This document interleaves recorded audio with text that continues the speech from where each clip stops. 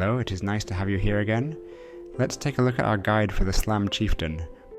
The transfigured volcanic fissure of snaking creates fiery fissures that automatically seek nearby enemies to create massive explosions.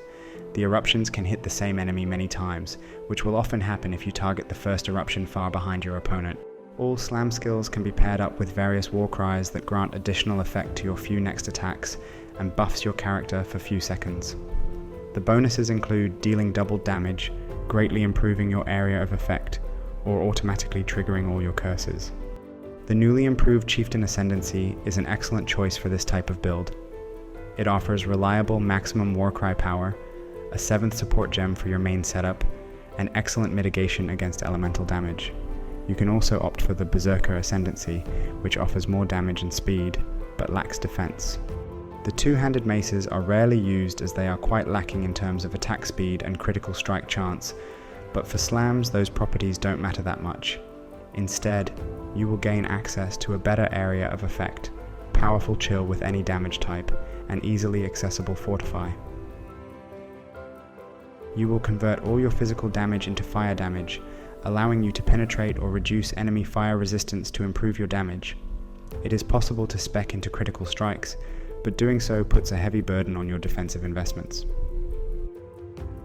Speaking of which, as a chieftain you can quite easily reach 90% maximum resistances to all elemental types.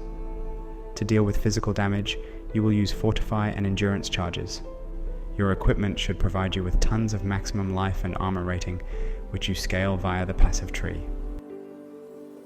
Your clear speed is excellent. The fissures will automatically seek out enemies even far away from you, and Leap Slam helps with movement.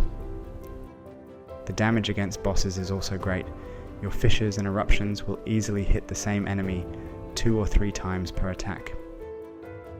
The build is very cheap to get started with no mandatory unique items and has high potential for future upgrades. It is a great league starter that can be pushed all the way into the end game.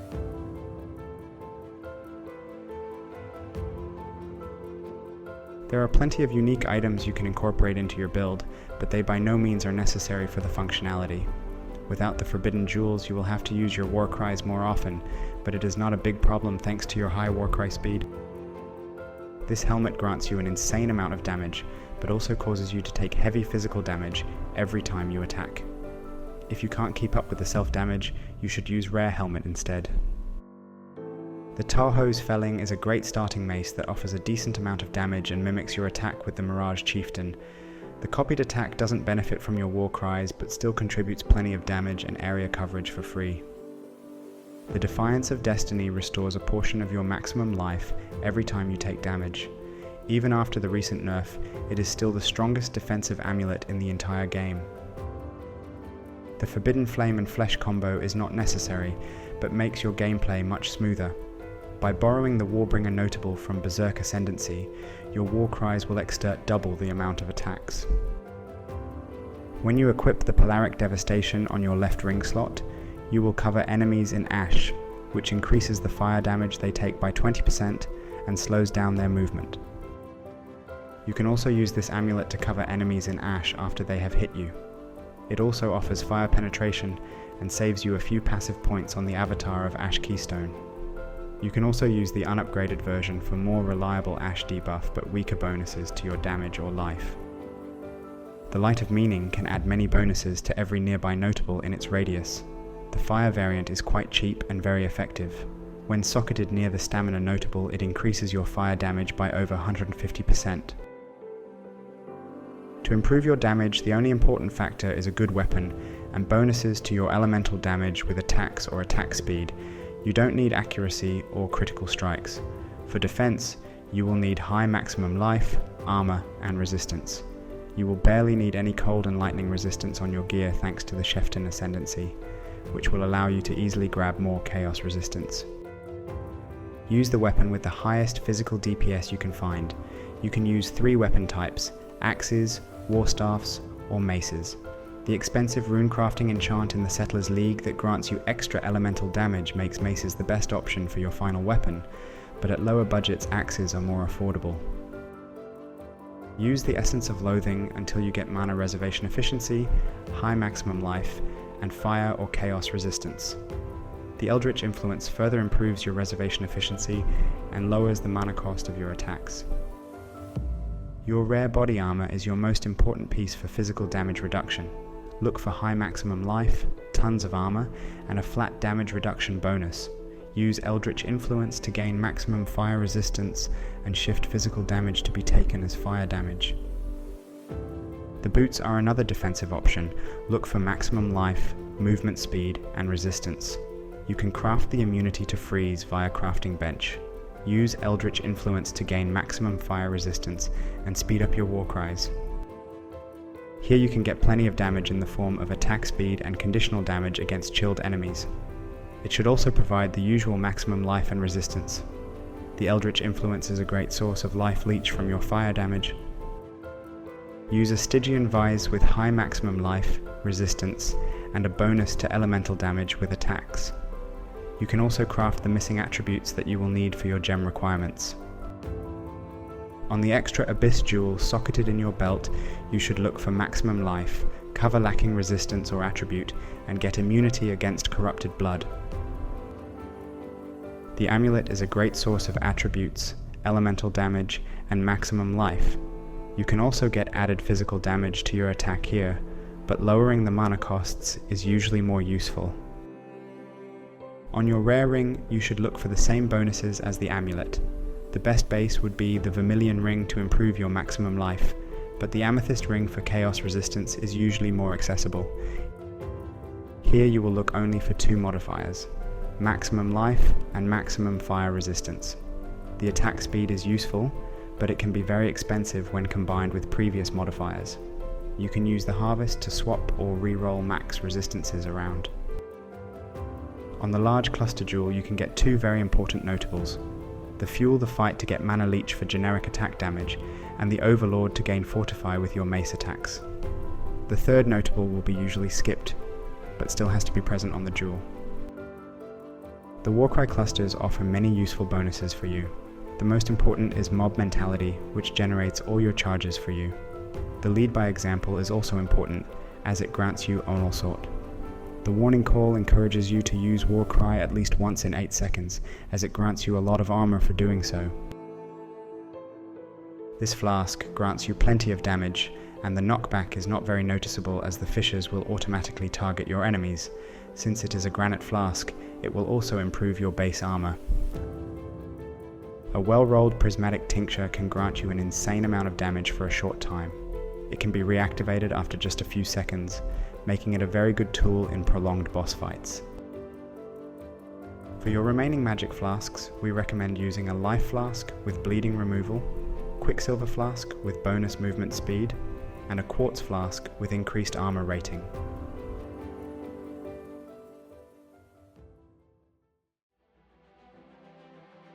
Both Eruption and the Traveling Fissure can deal damage each time it seeks a new target. You should aim this skill far behind the boss to make it come back and deal damage again. The remaining targets are chosen at random, so the overlaps are less reliable but can still happen. With so many war cries, the overexertion support grants you a ridiculous amount of damage. With the awakened versions of those supports, you will gain immunity to Elemental Reflect, inflict fire exposure, and intimidate enemies.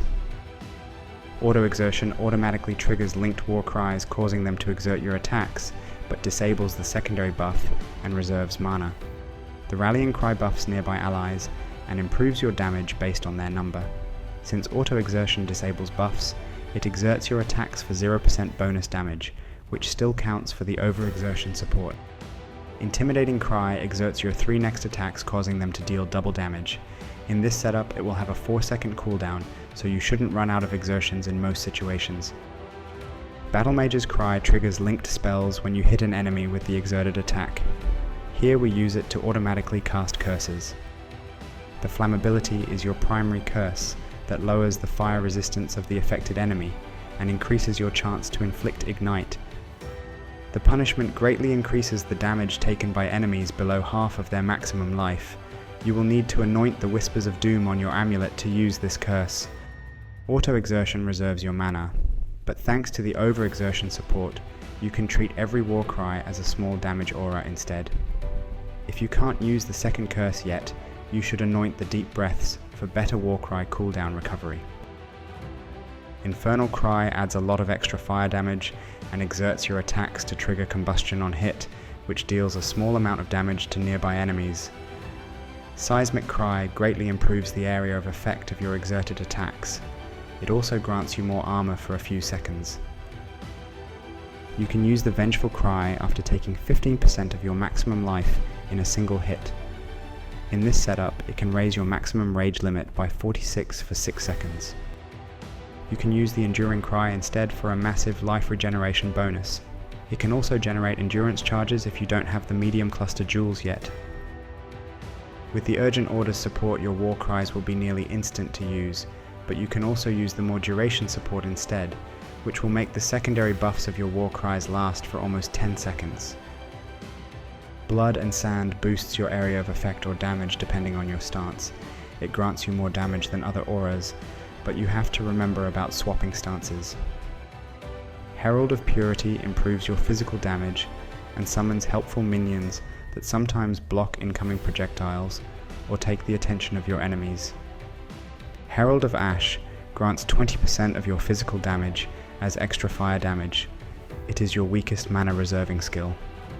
If you don't have enough mana reservation efficiency, you should disable one of those auras or use the Enlighten support, although it will be hard to find a spare socket for that. Leap Slam is your main movement skill that causes you to jump towards the targeted location.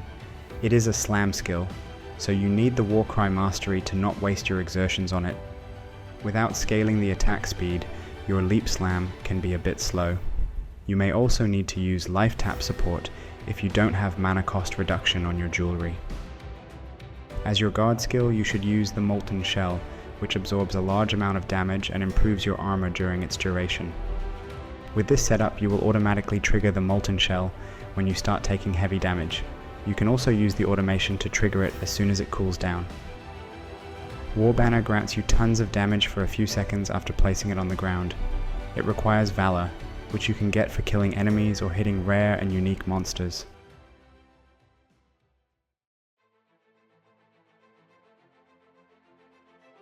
You won't have problems with resistances, so killing all bandits for the bonus passive point is the best option.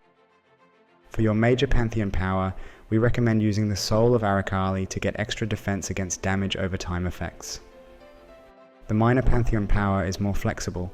For general purposes, we suggest the Soul of Garakan for protection against shocks and maim. The leveling process with melee builds is very easy nowadays. The Volcanic Fissure is available very early into the game, at level 12. Keep upgrading your weapon with the vendor recipe, or buy cheap unique items with the highest physical damage you can get for your level range. At first you won't have access to all the Warcry notables, which will make them rather slow and weak. Use only the most useful ones, such as a Vengeful Cry for rage generation, or an Intimidating Cry for double damage against tougher, rare or unique enemies. You should also use the Blood Magic Keystone to solve the mana problems until you can get a reliable source of mana leech. For more leveling tips and passive tree progression, visit our written guide on the website. The final version of the passive tree focuses heavily on war cries and exerted attacks.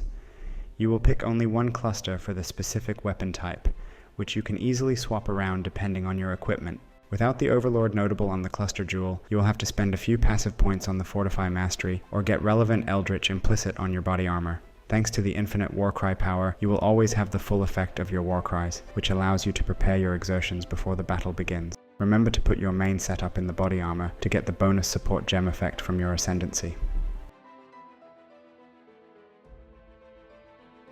We hope we covered everything you need in this video. If you have any questions or requests, please leave them in the comments. Thank you for watching, and have a good day.